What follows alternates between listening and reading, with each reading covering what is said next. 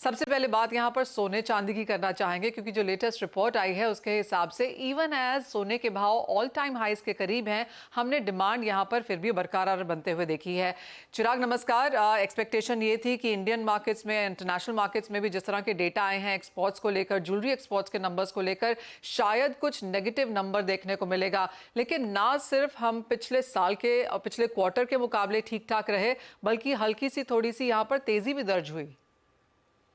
जी हाँ, बिल्कुल। देखिए मनीषा जी, यहाँ पे दो तीन बहुत ही इंपॉर्टेंट चीजें जो समझनी जरूरी है। एक है कि पिछले साल का बेस थोड़ा बहुत लो था, तो एक वो बेस इफेक्ट जरूर इस साल के नंबर्स में देखने को मिला है। बट और एक चीज की, जब हम देखते हैं कि भाव ऐसे ऊपर चले जाते हैं तो इन्वेस्टमेंट डिमांड में जरूर एक बढ़ोतरी आती है, क्योंकि इंडिया में लोगों को एक राइजिंग एसेट को बाय करने में हमेशा एक प्रेफरेंस रहा है। दूसरी बात, अगर हम ज्वेलरी की बात देखें तो जो मार्जिनल हमने एक अपटिक दिखा है, एसेंशियली बिकॉज फरवरी में एक प्राइस करेक्शन था, उसका भी एक सपोर्ट जरूर मार्केट में आया हुआ है।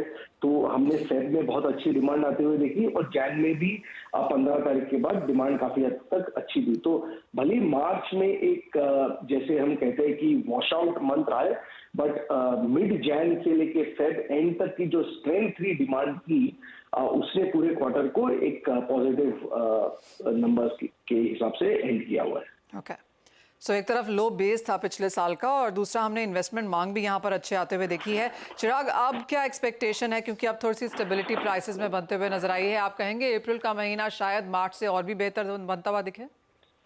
अब देखिए, एक्चुअली अक्षय तृतीया अब कुछ ही दिनों में या कुछ ही हफ्तों में अक्षय तृतीया है। 10 तारीख को अगर यहाँ 10 तारीख को अक्षय तृतीया है और अगर यहाँ से और थोड़ी बहुत मार्केट में मैं कहूँगा $50-100 की करेक्शन अगर हमें देखने को मिल जाती है तो अक्षय तृतीया बहुत ही अच्छा हो सकता है। In fact we could have a very good Akshaya Tritiya compare to last year. हमारा मानना है कि अगर $50 से $100 की करेक्शन आ जाती है तो एक 10 से 15% की growth year on year Akshaya Tritiya demand में देखने को मिल सकती है। चिराग, यूजुअली कितना टन का माल इंडियन मार्केट्स में खप जाता है अक्षय तृतीया के आसपास? देखिए, हम वैसे तो पर डे एस्टिमेट नहीं करते, but on an average Manisha यहाँ पे 13 से 17 टन के बीच में कंजम्पशन हो जाता है of all jewellery as well as investment products. आप जिस तरह की रिपोर्ट आई है चिराग, इन्वेस्टमेंट के नंबर थोड़े से बढ़ते हुए हमने देखे ही हैं, ज्वेलरी कैसे देखते हैं आप? ईटीएफ ऑफ कोर्स बहुत सपोर्टिव नहीं रहा है, तो रिसाइकलिंग भी अगर देखें तो जी हाँ, इंटरनेशनल मार्केट्स में काफ़ी बढ़त यहाँ पर देखने को मिली है। कैसे आप ओवरऑल इस डेटा को एज ऑफ नाउ एनालाइज कर रहे हैं? नहीं, देखिए, इन्वेस्टमेंट डिमांड तो ऑब्वियसली क्योंकि प्राइस में इतनी बहुत ज्यादा स्ट्रेंथ रही है तो उसका एक जरूरी इम्पैक्ट इन्वेस्टमेंट डिमांड पे देखने को मिला है।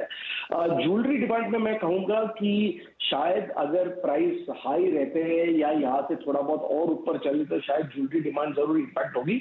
बट अगर अक्षय तृतीया के पहले और थोड़ा बहुत करेक्शन आ जाता है तो एक बहुत ही अच्छा क्वार्टर निकलते हुए दिखाई देगा। देखिए, स्क्रैप में यस, अगर हम देखें तो ईयर ऑन ईयर जंप रहा हुआ है, बट स्क्रैप में अभी भी एक्चुअली ग्लोबली अगर हम देखें तो स्क्रैप ऊपर है, पर बहुत ज्यादा सेलिंग नहीं देखने को मिले जो हमें 2020 में जिस हिसाब से सेलिंग मार्केट में इंडिया में, थाईलैंड में, ईस्ट एशिया में जिस हिसाब से सेलिंग देखने को मिला था, उतनी बहुत ज्यादा सिग्निफिकेंट सेलिंग नहीं आई है। जो यूजुअल एक्सचेंज चलता है वो जरूर चल रहा है। चिराग, यूजुअल एक्सचेंज कितना है? अगर हम इंडियन मार्केट्स का रिसाइकलिंग या फैब्रिकेशन देखें तो कितना percentage of gold sales recycle होता है? देखिए, ऑन एन एवरेज एक थंब रूल माना जाता है कि 30 to 35% एक फेयर एस्टिमेट होता है।